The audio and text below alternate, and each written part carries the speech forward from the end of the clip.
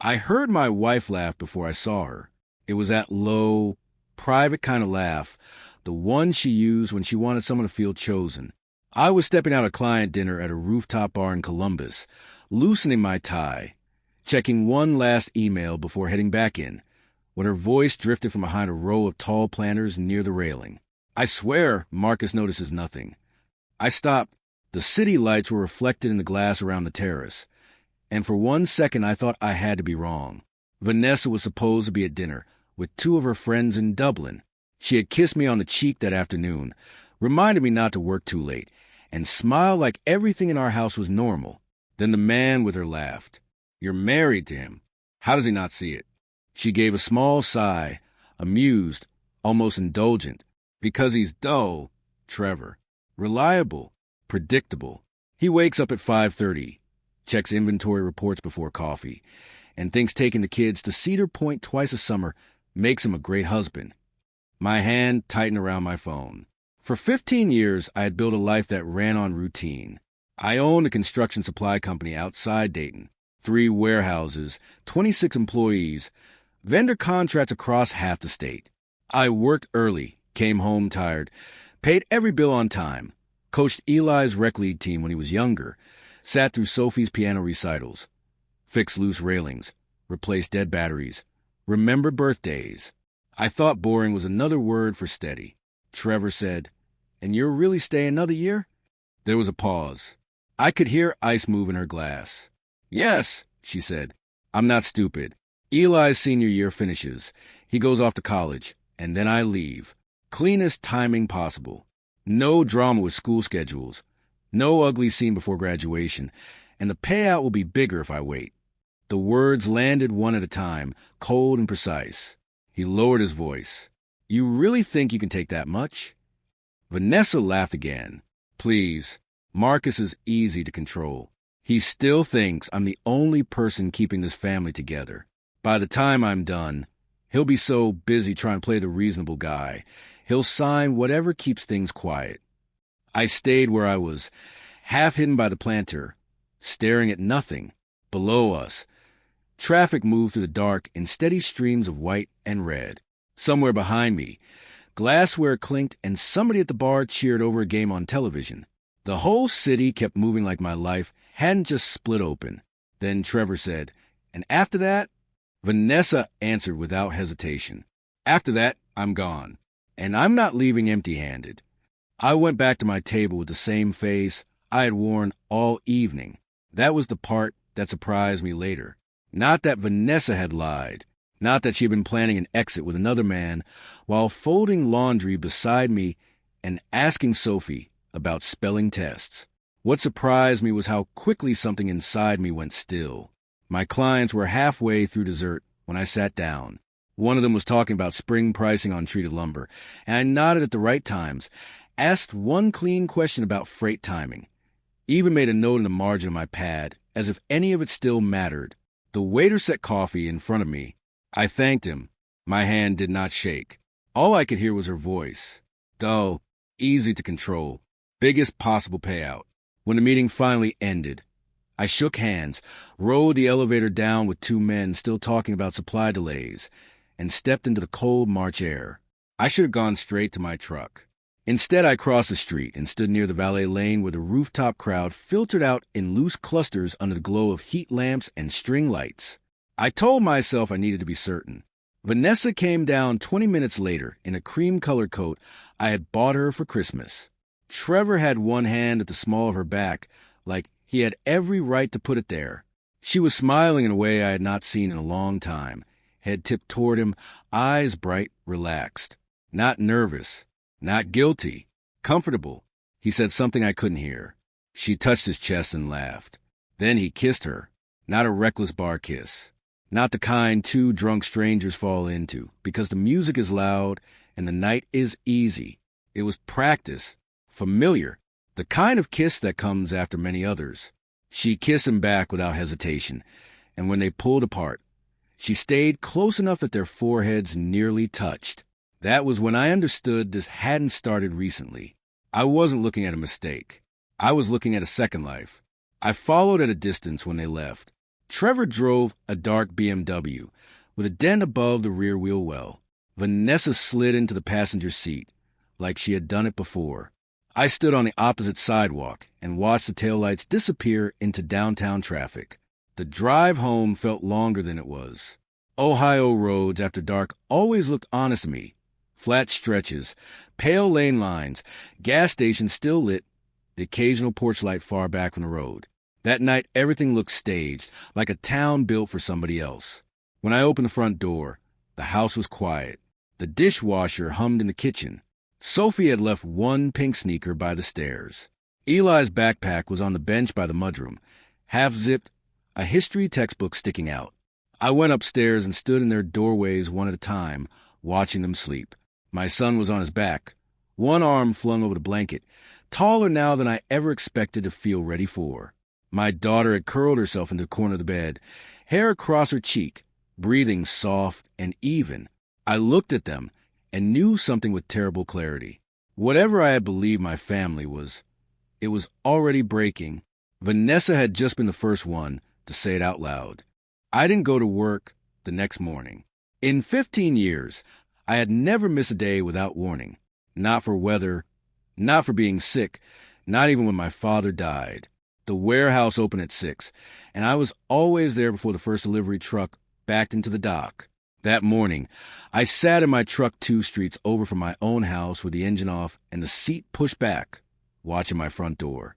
Vanessa left at 8:17. Same routine, same coat from the night before, now paired with sunglasses and a tote bag. She paused on the porch to text someone, then walked her car like nothing had changed, like she hadn't already dismantled our future in a conversation over drinks. I waited 10 seconds, then started the engine and followed at a distance. She didn't drive toward Dublin, didn't head toward any of the places she usually went. No gym, no grocery store, no friend's neighborhood. Instead, she took the highway west, steady speed, no hesitation. I stayed 2 cars back. The road opened up as we got farther from the city. Early sunlight sat low over the fields, pale and cold. Traffic thinned. Every turn she made felt deliberate. She exited near a lake I recognized but hadn't visited in years. There was a small strip of businesses along the water, an older cafe, a bait shop, a real estate office with wide windows facing the shoreline. She parked in front of the cafe. Trevor was already there. He stood when she walked in, like he'd been waiting. No surprise, no confusion. Just timing. I parked across the street, angled enough to see through the glass. They sat close. Too close for something new. A waitress brought coffee. Vanessa reached across the table, her fingers brushing his wrist as she spoke. He leaned in, listening like everything she said mattered. At one point, she pulled her phone out and showed him something. He nodded, serious now. I watched their mouths move, trying to piece together meaning from body language alone. This wasn't excitement. This wasn't risk. This was planning. They stayed for 40 minutes. When they stood, he didn't kiss her this time. He just placed a hand on her back again, guiding her out like they were already used to moving as one. I expected them to leave separately. They didn't. They walked together down the sidewalk and stopped in front of the real estate office next door. Vanessa glanced around once, quick, instinctive, then followed him inside. I felt something shift in my chest. Not sharp, not explosive, just final. Through the wide front windows, I watched them sit across from a woman in a navy blazer. Papers came out. A folder. Trevor spoke more than Vanessa now, pointing at something on the page. The agent nodded, then turned the documents toward them. Vanessa leaned forward, interested, focused, invested, like she was choosing something. A house, maybe, a property, a future, just not one that included me. I stayed in the truck longer than I needed to, engine idling, watching them through glass as if distance could change what I was seeing. But it didn't. Whatever this was, it wasn't an affair anymore. It was a plan with an address. I didn't confront her. Not that day. Not the next. Instead, I started paying attention. It began small, quiet, almost routine. The way I checked inventory discrepancies at work. Numbers first, pattern second, conclusions last. That evening, Vanessa came home at 5:42. Same time as always. Same tone in her voice when she called out, "I'm back." She kissed Sophie on the head, asked Eli about a college email he'd mentioned, opened the fridge, frowned at something, then smiled when I walked in like I had just arrived from a normal day. "Long one?" she asked. "Yeah," I said. She nodded, like that explained everything. I watched her move through the kitchen, noting details I had ignored for years. Her phone never left her hand for more than a few seconds. When it did, it was face down, always face down. That night, after she fell asleep, I picked it up, locked. I didn't try to force it. Not yet. Instead, I started with what she couldn't hide. Receipts. It took 3 days before I noticed the first one that didn't make sense. A printed slip tucked into the side pocket of her tote bag. A restaurant near the lake. Lunch for 2. Weekday. Timestamp 12:14 p.m. She had told me she spent that afternoon shopping. I didn't mention it. I just folded the receipt and put it back exactly where I found it. Then I started checking more carefully. Gas charges in areas she had no reason to be. Small withdrawals in cash. Nothing alarming on its own, but consistent. Calendar entries labeled vaguely. Errands, meeting, personal. I took photos of everything. At work, I created a private folder on my desktop, then a backup on a USB drive I kept in my truck. Each file was dated, labeled, organized. Receipts, screenshots, notes on time she left the house and when she returned. I wasn't reacting. I was documenting. A week in, I found the first real crack. A bank statement. It wasn't in the main pile of mail. It was buried under a stack of old catalogs in the office drawer she rarely used. Different bank, different account. Her name only. The balance wasn't massive, but it was steady, growing. Regular transfers, small enough to avoid attention if you weren't looking closely. I stared at the numbers for a long time. She wasn't just planning to leave. She was preparing for it. That same night, I checked the shared tablet we kept in the living room. The one Sophie used for games and Eli used when his laptop died. Vanessa had forgotten something. It was still synced. Search history. At first, it looked harmless.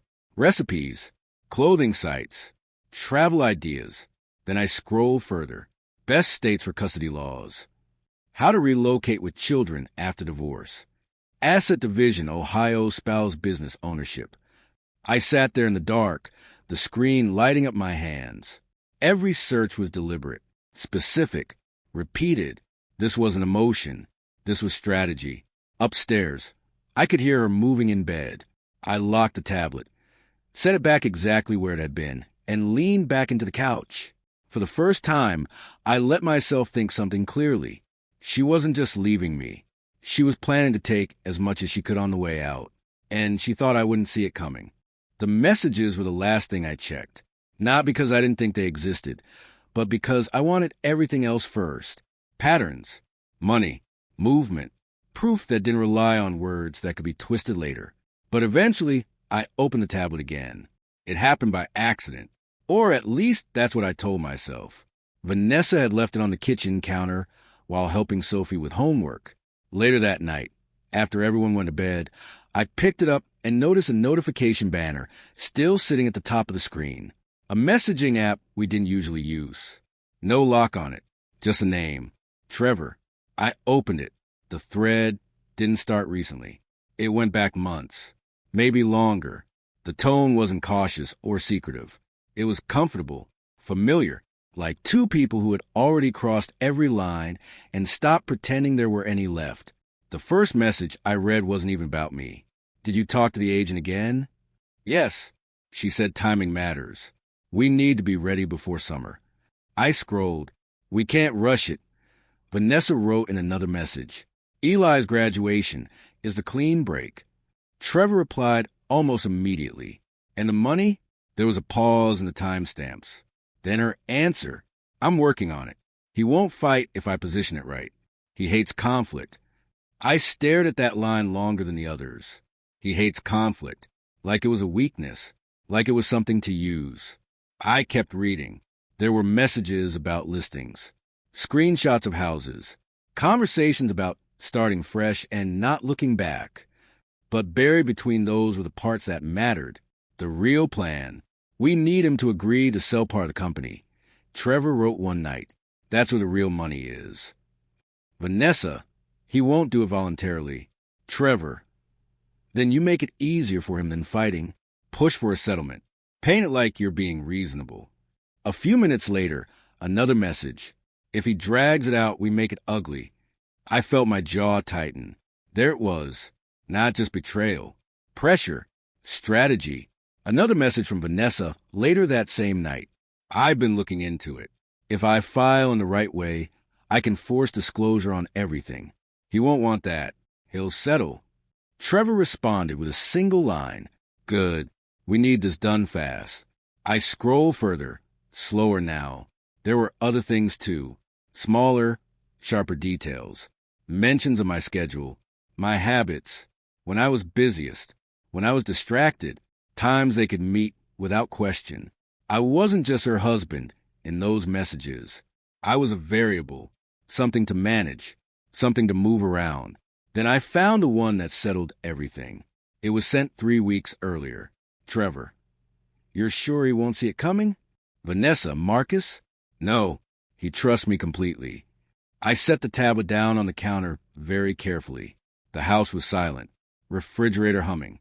Clock ticking somewhere in the living room. The same sounds I had heard every night for years. But now they felt different. Measured. Temporary. I stood there for a long time, looking at nothing. Then I picked the tablet back up, took photos of every message, every screen, every detail. I didn't rush. I didn't miss anything. Because now I understood something clearly. This wasn't just an affair. It was a setup, and they thought I was already beaten. I didn't sleep that night. Not because I was angry. Because everything finally made sense. At 4:30 in the morning, I was already in my office. Lights off, laptop open, going through numbers I hadn't looked at this closely in years. Not surface reports. Not summaries. Everything. Accounts. Ownership structure. Vendor agreements. Lines of credit. Silent clauses buried in contracts I had signed a decade ago when the company was smaller and simpler. By 6:15, I had made 2 calls. The first was to an attorney. Not the one Vanessa knew. Not the one we had used when we bought the house or updated our will. This was someone I had been referred to years ago by another business owner after a messy partnership dispute. Her name was cold in the way that mattered. Efficient, precise, unemotional. I didn't explain everything on the phone. Just enough. I need to protect the business before a divorce becomes public, I said. There was a pause. Then, how fast can you get to my office? Today. Good. Bring everything. The second call was to a forensic accountant. That one felt different, because when I said, I think someone's been moving money without my knowledge, I already knew the answer. By noon, I was sitting in a glass conference room, watching 2 people go through my life like it was a case file. No judgment, no sympathy, just facts.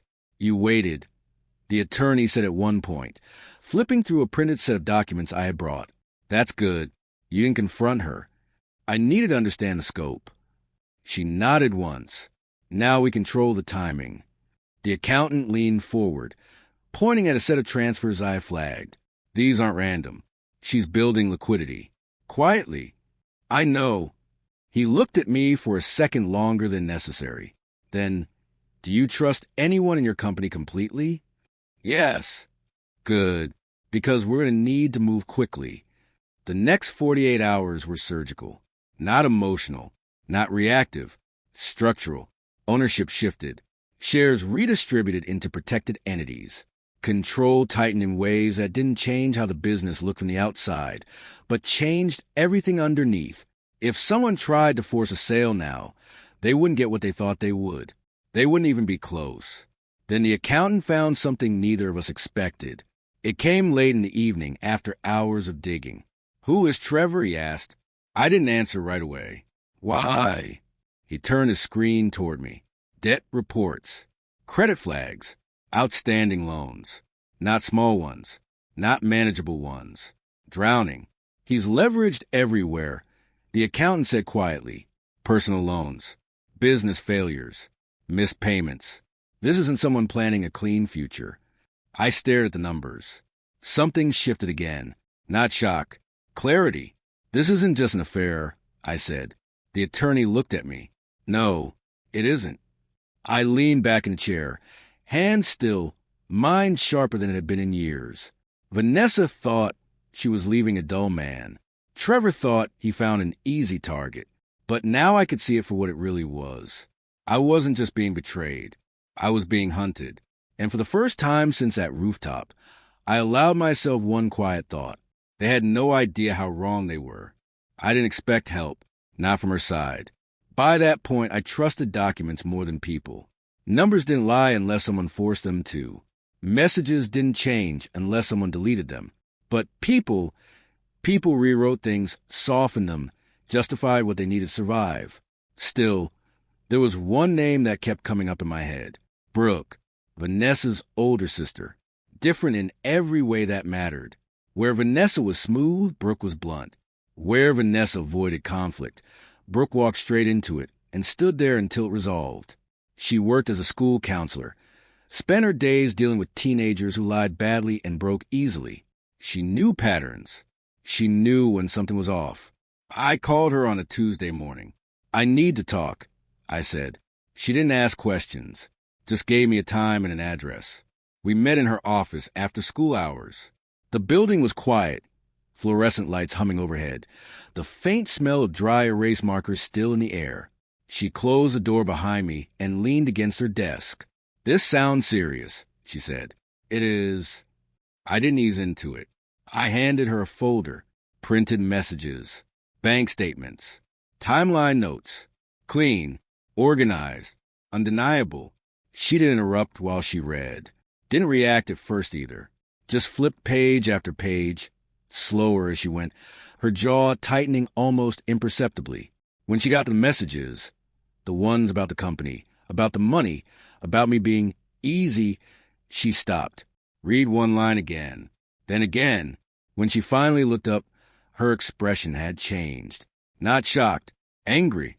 "Since when?" she asked. "Months, maybe longer." She exhaled slowly, then shook her head once. I knew something was off. She's been different, distracted. But this, she tapped the papers lightly, this isn't just cheating. "No," I said, "it isn't." There was a long pause. Then she asked the question I had been waiting for. "What do you need from me?" I held her gaze. Honesty, and help protecting the kids. That landed. Her shoulders shifted slightly, like she was adjusting the weight she hadn't expected to carry. "They don't know?" she asked. "No." She nodded once. "Good. We keep it that way as long as possible."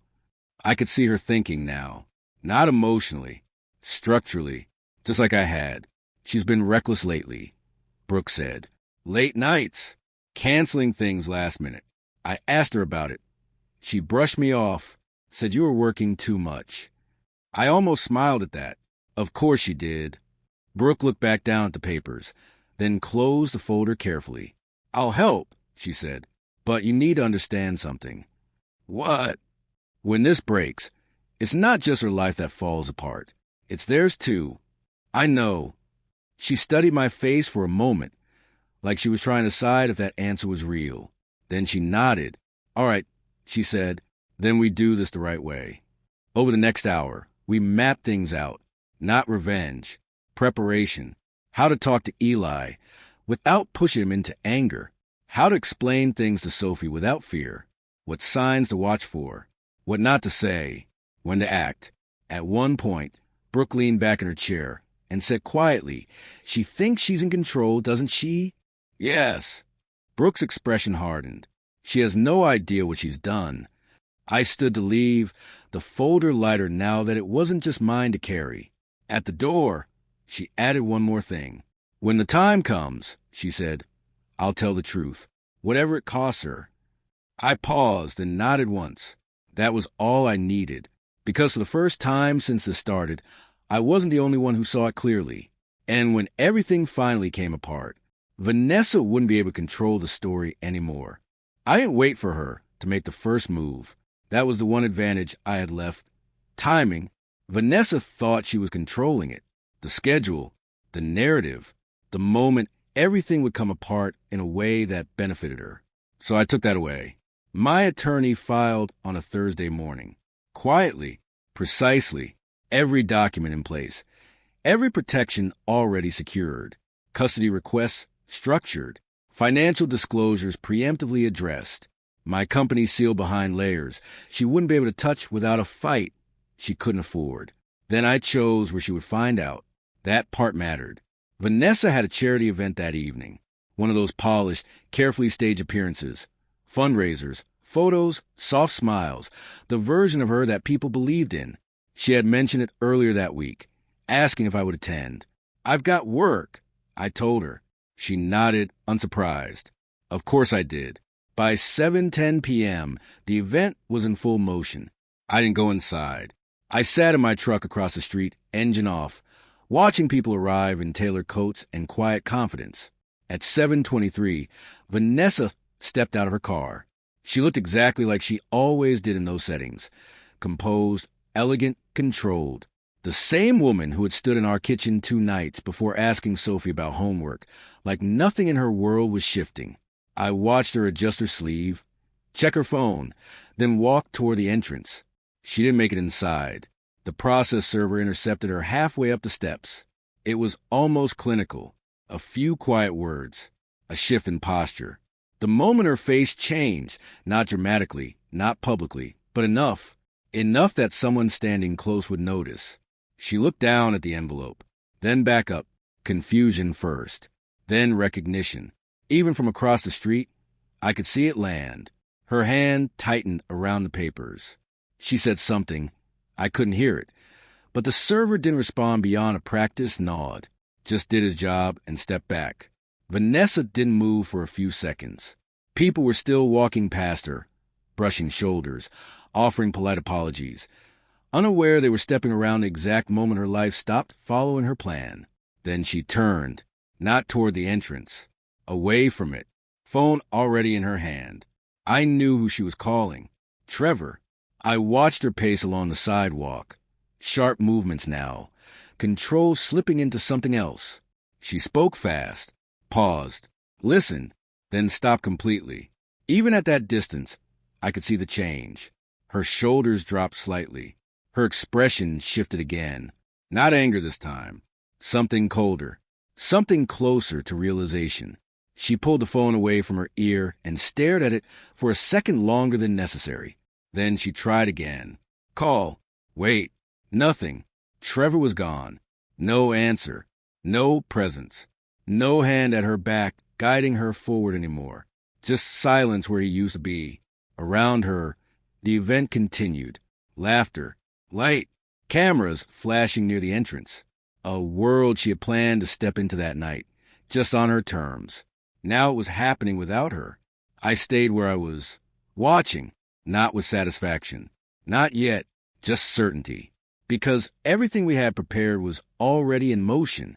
The filing, the evidence, Brooke, the structure around my business, the custody request. All of it moving forward whether she accepted it or not. Vanessa stood there for another minute, alone on the edge of something she hadn't expected to face this way. Then she turned toward her car, not composed anymore, not controlled, just exposed. I started the engine as she drove away. For the first time since the rooftop, I wasn't reacting to what she did next. She was reacting to me. I didn't tell them at home. That mattered. Brooke helped arrange it. A counselor's office, neutral ground, somewhere the walls didn't carry memories. Somewhere their reactions wouldn't echo through bedrooms and hallways they still had to live in. Eli sat first, arms crossed, jaw tight. He already knew something was wrong. Not the details, but the shape of it. Teenagers notice more than people think. They just don't always say it. Sophie stayed close to me, her hand wrapped around my sleeve. The counselor spoke first. Calm, measured, setting the tone. Then she nodded to me. I kept my voice even. Things are going to change, I said. Your mom and I were separating. Sophie's grip tightened immediately. Eli didn't move. He just stared at the floor. I didn't rush it, didn't fill the silence. I'm not going anywhere. I continued, You're staying in the house. Your school stays the same. Everything important stays the same. That part was true. It was the rest that was harder. Sophie's voice came first. Small, did we do something wrong? No, I said immediately. Nothing. This isn't about you. She nodded, but I could see she didn't fully believe it yet. Eli finally looked up. How long? He asked. There was no accusation in his voice, just confirmation. I met his eyes, long enough that I had to make a decision. He held my gaze for a second, then nodded slowly. Yeah, he said quietly. I figured. The room went still. What do you mean? I asked.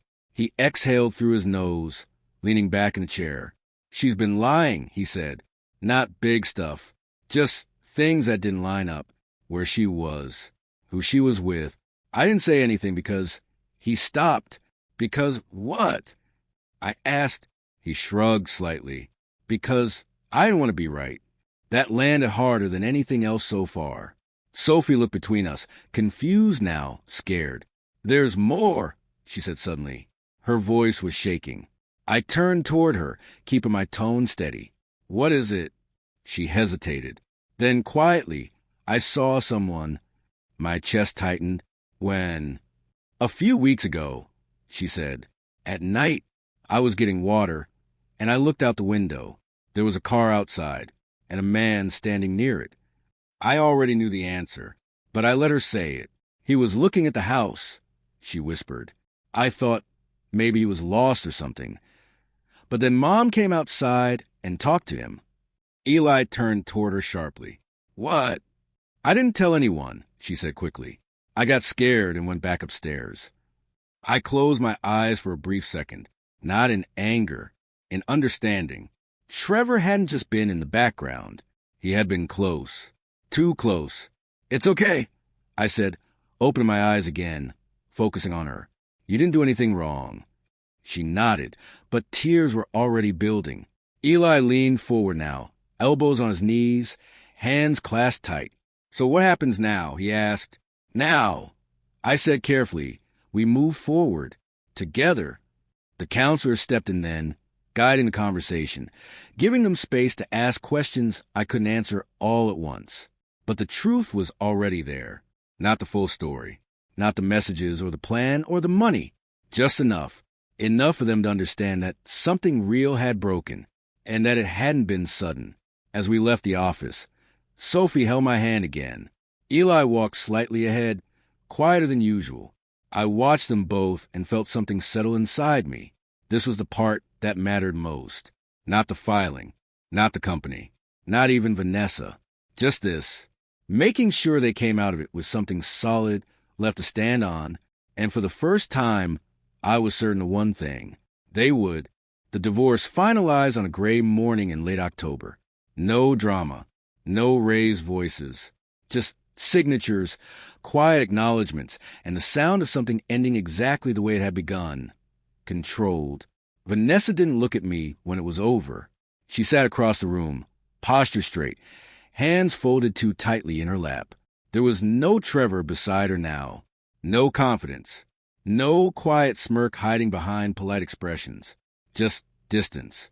Her attorney spoke more than she did. Mine didn't need to.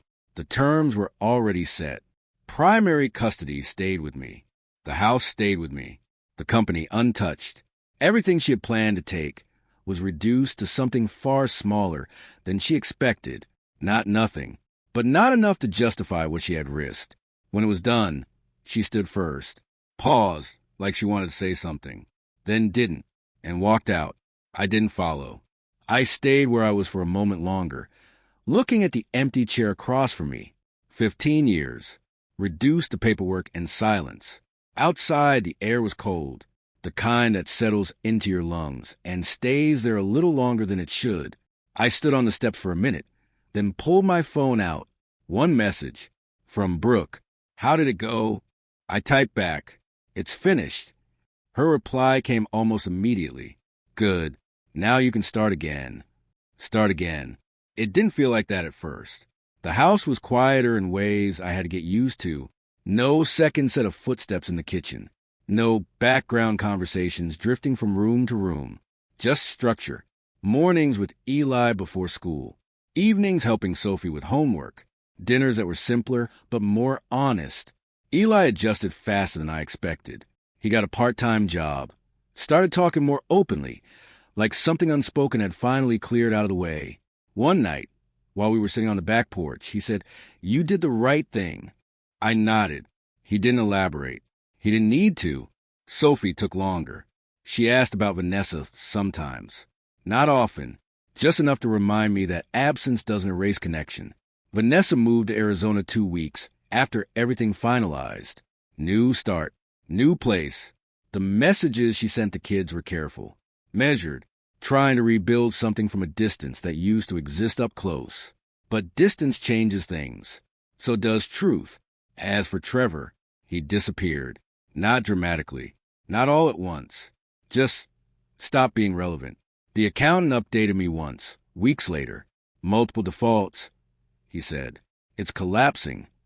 I thanked him and ended the call. That part of the story didn't need my attention anymore. The company grew. Slow at first, then faster. New contracts. 2 additional states. A 4th warehouse by the following year. The structure we had built to protect it ended up making it stronger, more stable, more intentional. I spent more time there, but not the way I used to, not as an escape, as something I chose. One evening, months later, I was locking up the office when I caught my reflection in the glass. Same face, same routine, but something was different, not lighter, just clearer. I had spent years believing that stability meant holding everything together no matter what, but I was wrong. Sometimes stability is knowing when something is already broken and choosing not to go down with it. I turned off the lights and stepped outside. Cold air, quiet street, no noise except the distant hum of traffic. For the first time in a long time, there was nothing waiting for me at home that I didn't understand. No hidden plans. No second life running parallel to mine. Just truth. And that was enough.